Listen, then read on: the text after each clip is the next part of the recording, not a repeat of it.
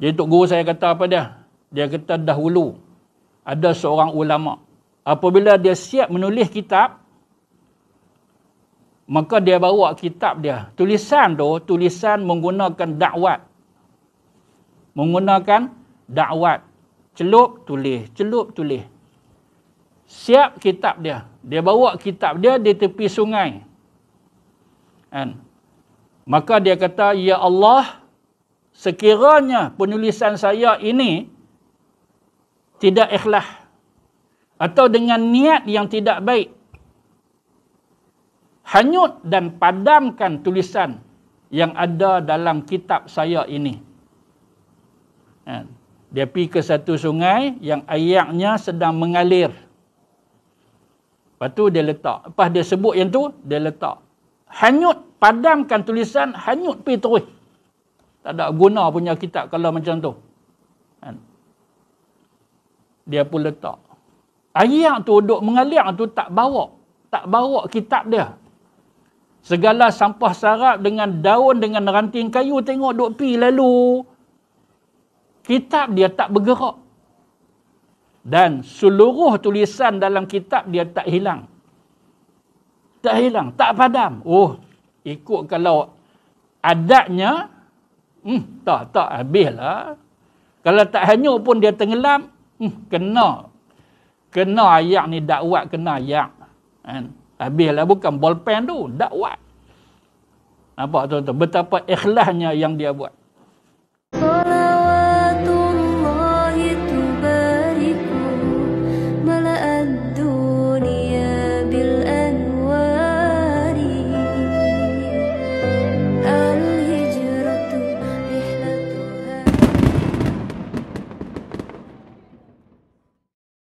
Tuan-tuan yang dirahmati Allah sekalian.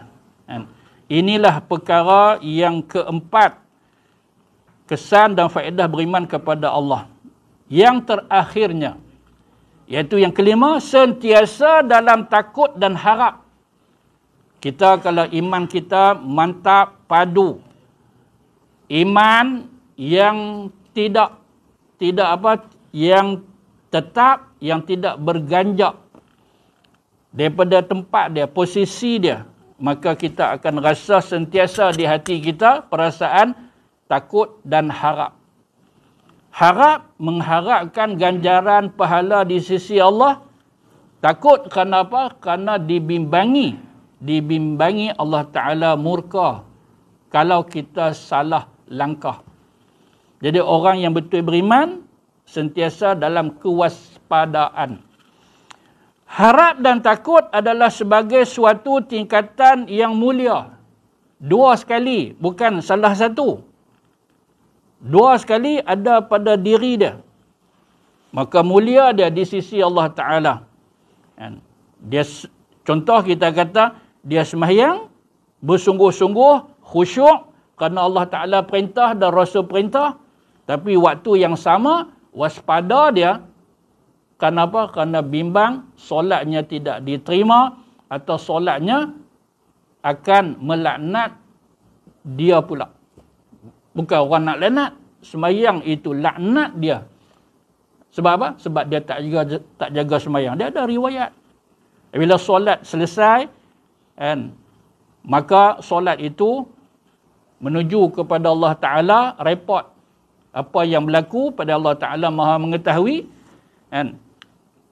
Maka kalaulah seorang itu dia jaga sembahyang dengan sebaik mungkin, maka Allah Ta'ala akan pelihara dia. Sebaliknya, kalau orang yang abaikan solat, dia solat. Kan kata dia tak sembahyang. Dia sembahyang, dia solat. Tapi, buat lebih kurang. Remeh-temeh.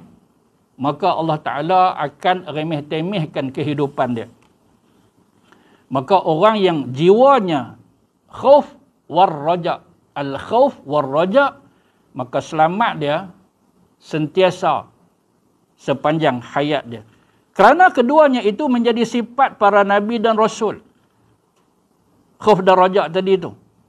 Serta para pengikutnya, kalangan daripada yang soleh, kaum muslimin, muslimat, daripada sahabat, tabi'in, tabi'in, sampai kepada ulama-ulama muktabar kita. Semua mereka ini ketika beramal, apa sahaja dalam keadaan takut dan harap. Dalam menulis kitab, takut dan harap. Harap mudah-mudahan ia menjadi saham akhirat. Takut kerana salah niat. Sampai macam tu sekali. Dulu saya mengaji dulu. Adalah guru saya bagi tahu. Satu imam ini. Saya pun tak siasat dia punya sejarah dia, siapakah imam tersebut, tahun bila dan sebagainya. Ni saya tiba-tiba ya terlintas yang tu. Jadi Tok Guru saya kata apa dia? Dia kata dahulu ada seorang ulama. Apabila dia siap menulis kitab, maka dia bawa kitab dia. Tulisan tu, tulisan menggunakan dakwat. Menggunakan dakwat. Celup, tulis. Celup, tulis. Siap kitab dia. Dia bawa kitab dia di tepi sungai. Maka dia kata, ya Allah, sekiranya penulisan saya ini tidak ikhlas atau dengan niat yang tidak baik, hanyut dan padamkan tulisan yang ada dalam kitab saya ini. Dia pergi ke satu sungai yang airnya sedang mengalir. Lepas tu dia letak. Lepas dia sebut yang tu, dia letak. Hanyut, padamkan tulisan, hanyut pergi terus. Tak ada guna punya kitab kalau macam tu. Dia pun letak. Air tu duk mengalir tu tak bawa kitab dia. Segala sampah sarap dengan daun, dengan ranting kayu, tengok duk pi lalu. Kitab dia tak bergerak. Dan seluruh tulisan dalam kitab dia tak hilang. Tak hilang, tak padam. Oh, ikut kalau adatnya, tak habislah. Kalau tak hanyut pun dia tenggelam, kena ayak ni dakwat, kena ayak. Habislah, bukan bolpen tu, dakwat. Nampak tuan-tuan, betapa ikhlasnya yang dia buat. Jadi kenapa? Kerana orang dulu. Dan orang tersebut dan siapa-siapa yang seperti dia, apa pun yang mereka buat, ada dua perkara. Khauf dan roja. Khauf dan roja. Kita lah ni. Kalau buat duk cuba macam tu, pas-pas tulis kan, tak. Rasa tak dan sampai sungai. Rasa tak dan sampai sungai. Jatuh lubang apa ke, kena kilat sambang ke, teruk. Kadang-kadang yang berlaku, bukan semua. Tapi ada. Celah-celah yang ramai ni, ada seorang dua. Tujuan buat kitab, susun, buku sebagainya, yang ni, fulus. Ni kadang-kadang ada rundingan. Saya sebut sebab apa? Sebab saya masuk dalam alam penulisan ini. Bila ni tak open aktif dah. Dulu aktif. Lepas dia tanya Ustaz, bila nak keluar buku baru? Sabar, tak ada. Nak rehat dulu tengok. Tak tahulah sampai bila. Begitu. Yang duk ada ni kita baca. Antara macam buku ni, kita buat, kita baca. Jadi, kenapa? Kerana kalaulah lillah Ustaz, saya lillah. Kalau lillah, kenapa ada rundingan? Duit sebelum nak buat. Dia telefon dulu. Ni saya nak buat. Agak berapa saya boleh dapat dalam semuka? Dalam semuka. Agak-agak berapa muka surat? Berapa muka surat? Ni tak buat lagi ni, tak buat lagi. Tapi nak kira yang ni dulu. Kalau tak berapa nak okey, saya tak mau buat. Kalau ikhlas, buatlah.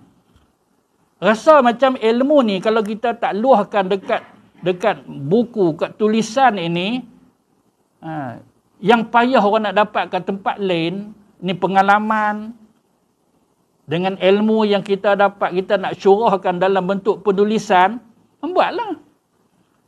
Kerana Allah. Tapi kalau kerana bukan Allah itulah yang jadi. Dia kata kalau agak sesuai, saya mula nak tulis malam ni. Itu nampak tak kena. Ni kalau boleh 100 muka surat, kami bagi 1000.